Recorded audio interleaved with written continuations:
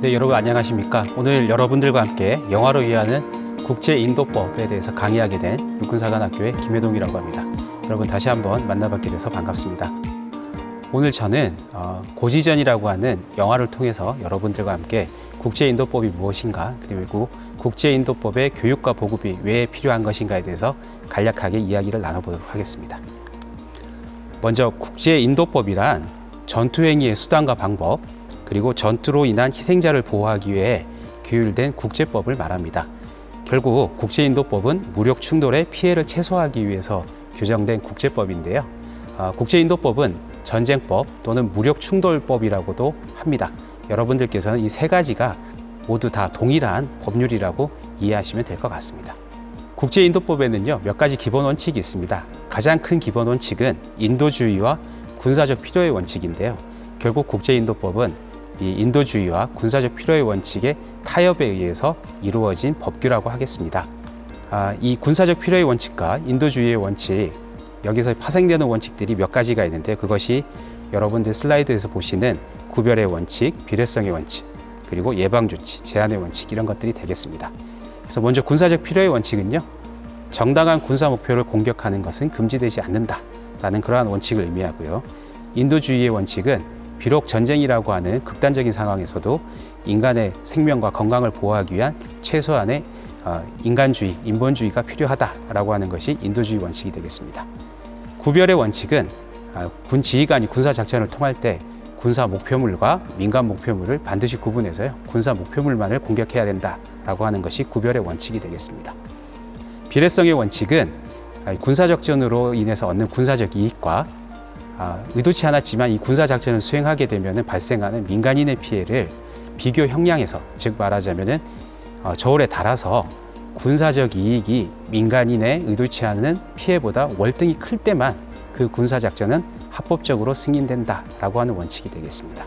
예방조치는요, 이러한 군사작전을 취하기 전에 전중 후에 민간인의 피해, 그 다음에 부수적 피해, 예기치 않은 피해들을 최소화할 수 있도록 지휘관은 실현 가능한 그러한 모든 예방 조치를 취해야 한다라는 원칙이 되겠습니다. 끝으로 제한의 원칙은 비록 전쟁이지만 전투의 수단과 방법들은 제한이 있고 무제한적인 것이 아니다라고 하는 것이 이 제한의 원칙이 되겠습니다. 그럼 지금부터는 이제 영화 고지전에 나온 몇 가지 장면을 보면서요, 국제인도법이 어떻게 적용되는지 여러분들과 한번 살펴보도록 하겠습니다. 보시는 슬라이드는 이제 영화 고지전에 나오는 등장인물들인데요.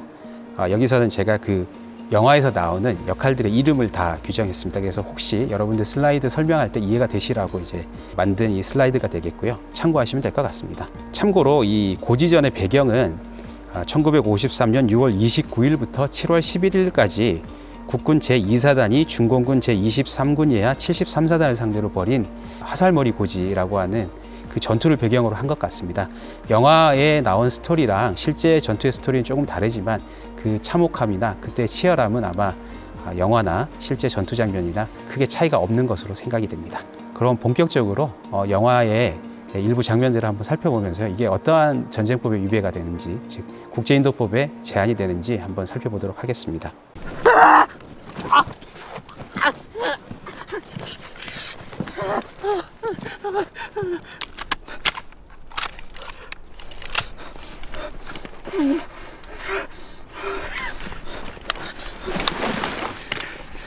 남동식이 일 없네?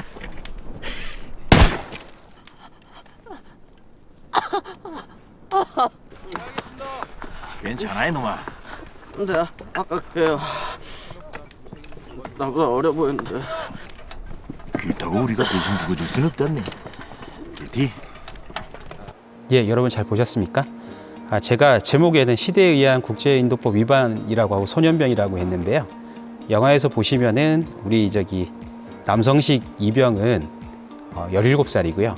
그 다음에 남성식 이병이 이제 사살한 북한군은 그보다 어린 아마 15세, 14세쯤으로 추정이 됩니다. 제가 여기에서는 지금 시대에 의한 국제인도법 위반이라고 했는데요. 실제 현재에는 이 소년병은 국제인도법상 불법이 되겠습니다. 처벌을 받는 상황이고요. 이 영화의 배경인 고지전, 즉 한국전쟁 시에는 이 소년병에 대한 처벌 규정이 없었습니다. 그러나 현재에는 아동의 무력 충돌에 관한 아동권리협약 선택의정서에 의해서 소년병, 즉 18세 미만의 인원을 징병하거나 모병하거나 또는 적대행위, 즉 전투행위에 참가시키는 행위 모두가 불법화되어 있고요. 국제형사재판소에 관한 로마 규정, 즉 국제형사재판소 규정 제8조 2항에 보면은요, 15세 미만의 어린이들을 징병, 모집 또는 이들을 전투에 참여하도록 하는 경우에는 전쟁 범죄로서 처벌하도록 규정하고 있습니다. 자, 그럼 다음 동영상 보시고 또 어떠한 국제인도법 위반 행위가 있는지 한번 살펴보도록 하겠습니다.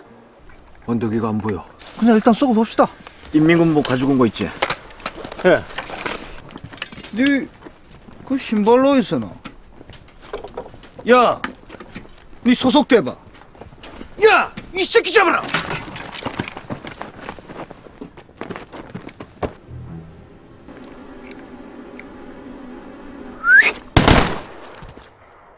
됐어. 빨리 움직여. 아가! 괴로운 기사. 아, 씨발. 공굴내 소리도 빨리. 빨리 이동. 이거.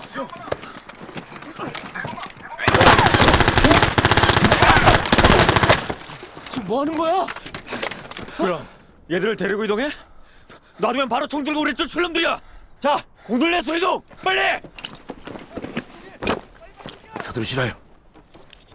이번 영상에서는요, 이 국군의 김수혁 중위가 국제인도법을 위반하는 그런 모습이 나왔는데요. 두 가지 행위가 있습니다. 하나는 배신 행위고요. 또 하나는 포로에 대한 고의적 살해인데요.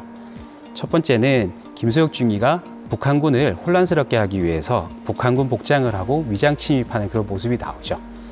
국제형사재판소에 관한 로마 규정에서는요, 적대국 국가나 군대에 속한 개인을 배신적으로 살해하거나 부상시키는 행위, 이 모두를 배신행위라고 해서 전쟁범죄로 처벌하고 있습니다. 즉 적군의 군복, 그다음에 민간인 또는 적십자사 직원인 것처럼 속여가지고 전투행위를 하는 것은 즉 국제인도법에 위배되는 행위가 되겠고요. 더 하나는 이 장면에서 보면 북한군들이 모두 다 무기를 놓고 투항한 상태였는데 모든 포로들을 전부 다 사살하는 장면이 나옵니다. 즉 국제인도법 위반 시에 처벌하는 이 로마 규정에서요, 포로에 대한 고의적 살해 행위로 해서 처벌되는 전쟁범죄 행위가 되겠습니다. 자, 마지막으로 북한군에 의한 전쟁법 위반 행위에 대해서 한번 살펴보겠습니다. 동영상을 한번 보시죠. 싫어요. 또 놀릴 거잖아요. 정지야 빨리 오라. 이제 가야 돼. 빨리 와, 이 새끼야. 아, 가면 제가 맞을 게 뻔한데 왜 가요?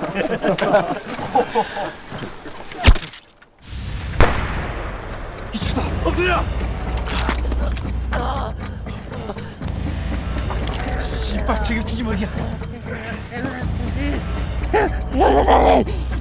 움직이지 말라.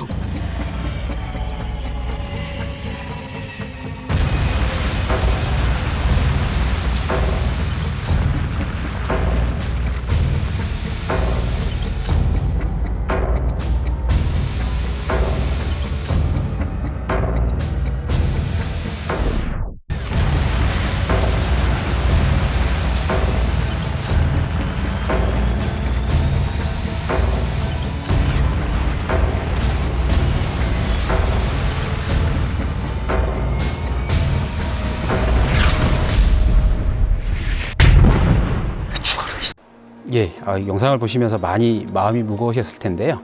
허용되는 게 아닌가라고 하는 여러분들 생각이 있으실 것 같기도 하고요. 그러나 제가 봤을 때는 이것은 명백한 국제인도법의 위반입니다. 굳이 불필요한 고통을 계속 야기하면서 적군을 살해하는 이 장면이 나오는데요.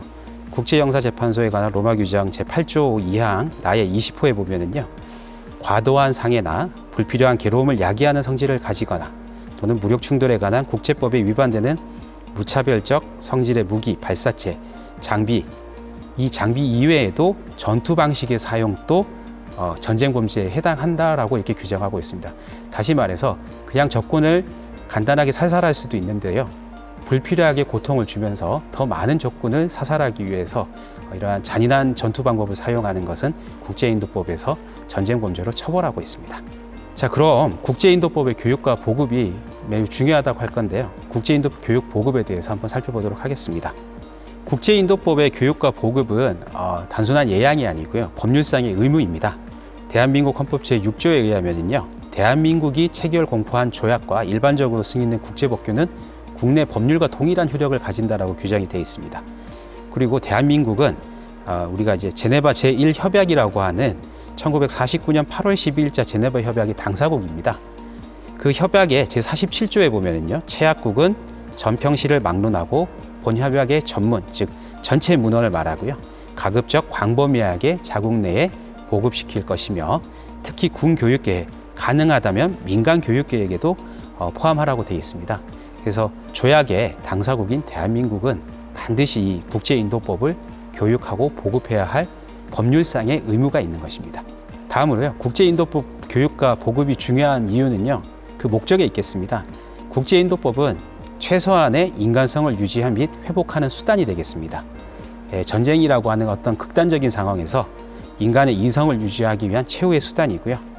앞으로도 인간 사회에서 무력 충돌, 즉 전쟁이 완전히 사라질 것을 우리는 장담할 수는 없습니다. 그런 의미에서 본다라면은 인간의 이성을 유지하기 위한 최후의 수단으로서, 최후의 보루로서 국제인도법의 교육과 보급은 반드시 중요하다고 하겠습니다. 두 번째는요, 국제인도법의 교육과 보급이 중요한 것은 전쟁 종료 후에 관계 개선의 단초가 됩니다. 이 국제인도법을 위반한 전쟁 범죄가 많이 발생한 그러한 전쟁일수록 종료 후에 관계 개선이 쉽지 않다라는 것은 우리 역사에서 많이 볼 수가 있습니다. 끝으로 국제인도법은 전쟁 수행의 정당성을 부여하는 기준이 되겠습니다. 그래서 전투에는 승리하지만 결국 전쟁에 패배하는 경우가 많습니다. 대부분의 전쟁, 즉 전투에선 승리했지만 전쟁에서 패배하는 그러한 사례들을 보면은요, 이 국제인도법을 잘 지키지 않은 전쟁 범죄들이 많이 만연했던 그런 사례에서 볼 수가 있어서요, 국제인도법의 교육과 보급은 이러한 이유에서도 반드시 필요하다고 하겠습니다. 영화의 주인공인 김수혁 중위의 독백을 인용하는 것으로 끝을 맺을까 합니다. 적군에 의해서 이제 총을 맞고 죽어가는 김수혁 중위가 마지막에 이러한 독백을 남깁니다. 사람을 많이 죽였으니 지옥에 가야 하는데 여기보다 더한 지옥은 없으니까 여기 있는 것이 아닐까라고 하는 이 쓸쓸한 독백을 하게 되는데요. 만약 김수혁 중위가 국제인도법을 잘 지켰다면 이렇게까지 마지막 순간에 힘들어했을까, 개인적으로 한번 생각을 해보게 되고요. 국제인도법의 보급과 교육을 통해서 또 다른 김수혁 중위가 만들어지지 않도록 하는 것이 중요하다고 생각이 듭니다.